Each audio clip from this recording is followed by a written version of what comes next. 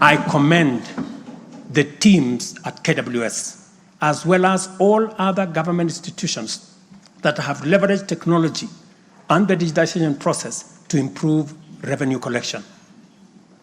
Under the Digital Health Act that you members passed in this House, we are determined to enhance efficiency and transparency provided by technology in the provision of healthcare services to eliminate fraud and fake claims.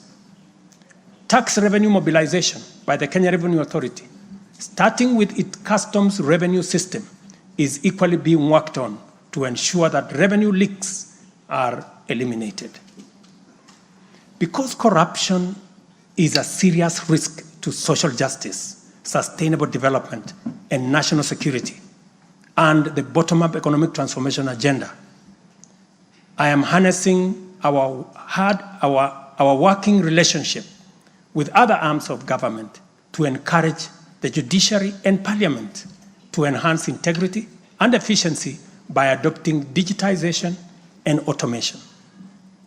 As I do so, I must caution that all these measures will only achieve intended results if, and only if, the institutions charged with combating corruption and promoting efficiency and integrity stop hiding behind the transparent screen of independence and rise up to meet the people's expectation on matters integrity.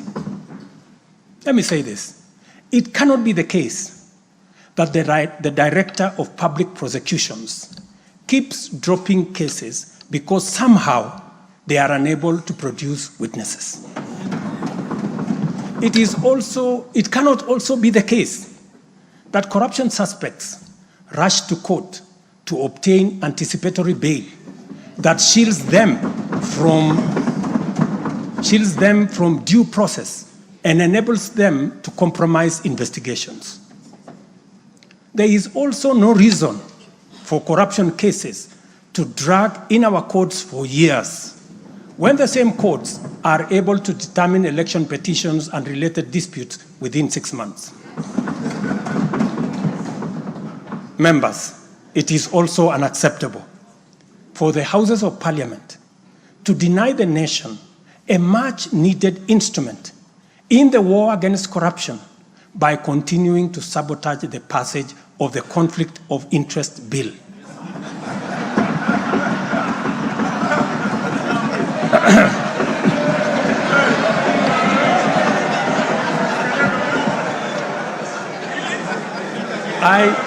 I implore you, honorable members, to stop dragging your feet on this bill, unless, my friends, there is a conflict of interest in the passing of the conflict of interest legislation. Similarly, the National Treasury has been dragging its feet in the implementation of an e-procurement system for the last 10 years. Today, I have directed the National Treasury to roll out the e-procurement system by the end of the first quarter of 2025 and ensure that going forward, only procurement undertaken through this system is sanctioned and paid for.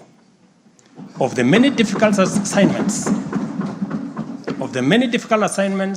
I have undertaken, this fight against corruption is one I now take on with resolve going forward. Let this serve as notice to all.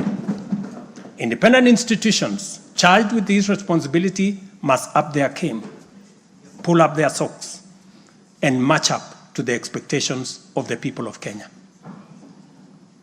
Honorable members, I have stated in the past and now reiterate today that in the face of undisputed evidence or credible information on corruption, I will not hesitate to take decisive action. Accordingly, I now direct, in furtherance of the principles enshrined in Article 10 of the Constitution on transparency and accountability, and based on new information provided by investigative agencies and partner nations that the procuring agencies within the Ministry of Transport and the Ministry of Energy and Petroleum immediately cancel the ongoing procurement process for the JKIA expansion public-private partnership transaction,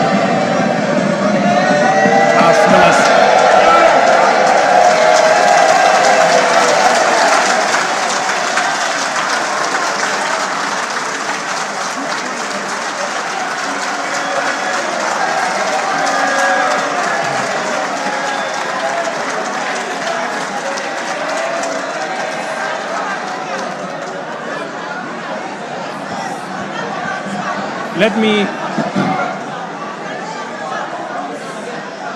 Let me repeat this for clarity. I have said that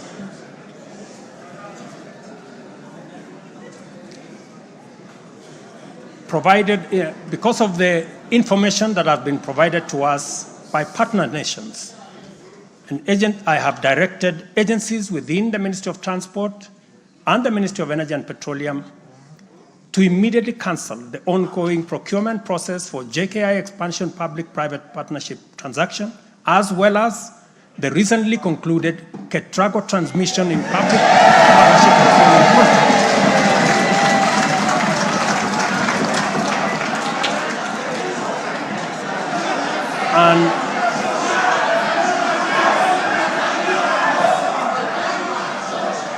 And immediately commence the process of onboarding alternative partners, because these are important projects. Honorable members, the work of taking our nation forward is our collective responsibility as citizens. For this reason, we value the contribution of all, whether they come in the form of support or encouragement, suggestion or proposal, criticism or protest. I believe that the most powerful component of leadership is listening and learning. Therefore, I engage with you and listen to all citizens, their elected leaders, public officers, administrators, teachers, and other professionals, learners and the youth, farmers, fisherfolk, pastoralists, traders, craftsmen, artisans, nurses, doctors, community health promoters, and workers across all types of sectors in every sector.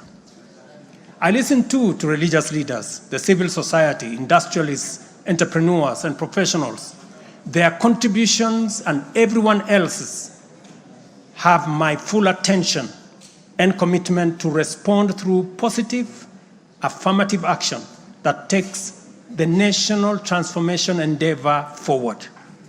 I commit to continue listening and acting, to engage, debate, deliberate with you, and to take your input into consideration in serving our nation.